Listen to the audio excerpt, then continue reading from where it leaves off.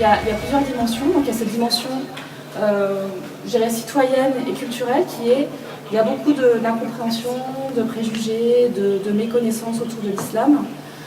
C'est toujours un peu l'islam qui est invoqué comme la cause de plein de problèmes de société. Donc voilà, on crée un lieu de culture et de formation, un centre ressources pour s'informer sur les cultures d'islam, qu'on soit musulman ou pas. Donc c'est pas du tout un centre communautaire, c'est comme je disais un centre laïque, citoyen, voilà, comme il y en a d'autres, le musée d'Ari sur le judaïsme. Voilà, c'est un peu cette dimension-là.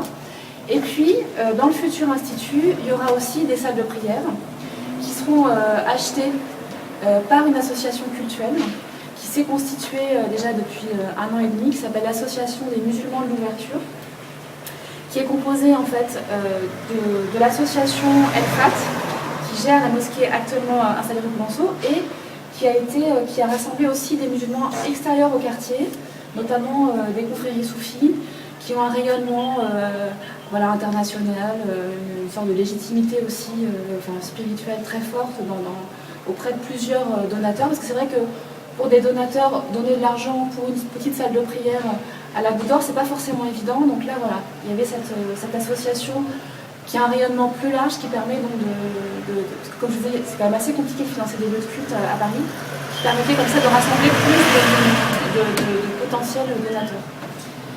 Voilà, et donc l'intérêt de ce projet, en fait, c'est que l'association cultuelle ne devra acquérir qu'une toute petite partie finalement de l'Institut des cultures d'islam, qui permet en fait qui est suffisante pour un usage quotidien, parce que c'est vrai que vous savez, dans l'islam il y a 5 prières par jour, mais les gens ne vont pas tous les jours à la mosquée pour les 5 prières.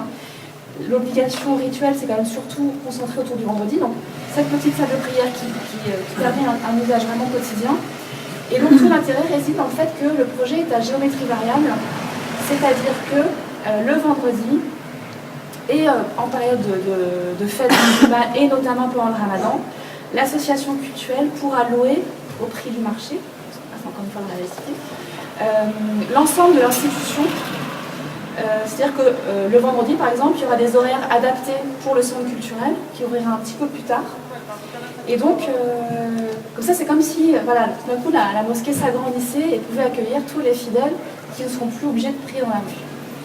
Donc voilà, c'est un peu ça le projet futur. Donc par rapport à ça, on en est où ?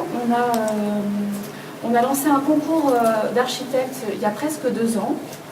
Donc avec 5 cabinets d'architectes qui ont été retenus, ont proposé des maquettes et voilà, il y a un projet. Ce sont les ateliers Lyon qui ont été retenus. Donc les ateliers Lyon qui ont construit un certain nombre d'établissements, la ZAC Pajol, la nouvelle école des Languedoc, en 13e, ça c'est pour Paris, l'ambassade de France à Beyrouth. Il y a un projet aussi d'urbanisme à la Mecque, l'école française de Damas. Donc tout ça pour dire qu'il y a à la fois un rayonnement aussi français et international, et surtout aussi dans le monde musulman. On travaille aussi beaucoup au Maroc. Donc là, on en est en phase pro. Donc les travaux normalement vont commencer vont commencer en 2011 pour une livraison en 2 étapes du projet. En 2012, la parcelle rue Stephenson, parce qu'en fait, comme il y a un des projets qui sera sur la mosquée actuelle, il y a un problème de relogement de la mosquée actuelle, donc il faut d'abord livrer Clemenceau pour pouvoir installer les musulmans dans l'espace culturel de la rue Stephenson, et après on peut entamer les travaux. Je ne sais pas si c'est clair ce que je dis. Si, c'est très clair. Voilà. Donc c'est un projet en 2 phases. Voilà, donc pour l'instant il n'y a pas de retard, je croise les doigts, parce qu'on l'a toujours, comme vous savez, dans les projets de construction comme ça de cette ampleur. Et donc nous ici, on est dans un centre de préfiguration qui a été inauguré en 2006, donc ça fait déjà 4 ans. Et donc on a voulu avoir ce lieu pour ancrer le projet localement, pour pas que l'Institut débarque comme ça, comme une coquille vide en 2012-2013, c'est quand même déjà un projet qui est assez compliqué. Et puis voilà, on connaît les problématiques de médiation culturelle, on sait que c'est pas forcément évident de s'insérer comme ça dans un quartier. Donc Et on a vu le problème avec le 104 par exemple. C'est vrai que c'est quand même important de faire tout ce travail de préfiguration en amont de l'ouverture d'un bâtiment comme celui-ci. On reconnaît un peu la structure de l'ancienne école maternelle avec la cour de récréation, les salles de cours à l'étage, etc. Donc c'est vrai que nous, c'est bien parce qu'on a profité pour faire une sorte de petite maison arabe avec justement une cour qui distribue tous les espaces. Donc c'est vrai qu'on a une façade à l'extérieur qui est très austère et c'est pas très engageant, mais c'est vrai qu'une fois qu'on rentre ici, là, on se sent plutôt bien. Donc voilà, c'est un peu un lieu qui mérite d'être connu, je pense. Alors là, on est encore dans... Donc je vais dire quelques mots sur les activités qu'on fait ici. Donc comme je disais, c'est à la fois un lieu culturel et un lieu de formation.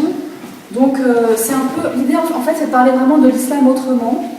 C'est-à-dire, loin des clichés, c'est de creuser, de voir... Et surtout, l'approche qu'on a, c'est de montrer l'islam, évidemment pas comme une religion et comme une culture étrangère, mais c'est vraiment de faire ressortir en quoi l'islam, depuis la période de l'immigration, mais même avant ça, est une composante de l'identité et de la culture française et plus largement européenne. L'Europe étant le thème des veillées du Ramadan de cette année et plus largement du programme qu'on va développer encore jusqu'au mois de mars. Voilà, donc on essaie d'éviter toute vision folklorique et exotique de l'islam. On essaye aussi de montrer certes une vision parfois patrimoniale de l'islam, mais c'est quelque chose, je sais pas, parce que souvent on nous demande qu'est-ce que vous faites par rapport à l'Institut du monde arabe, c'est toujours un peu la référence. Donc c'est vrai que nous on n'est pas un lieu patrimonial, on n'a pas de musée, on n'en aura pas dans le futur établissement.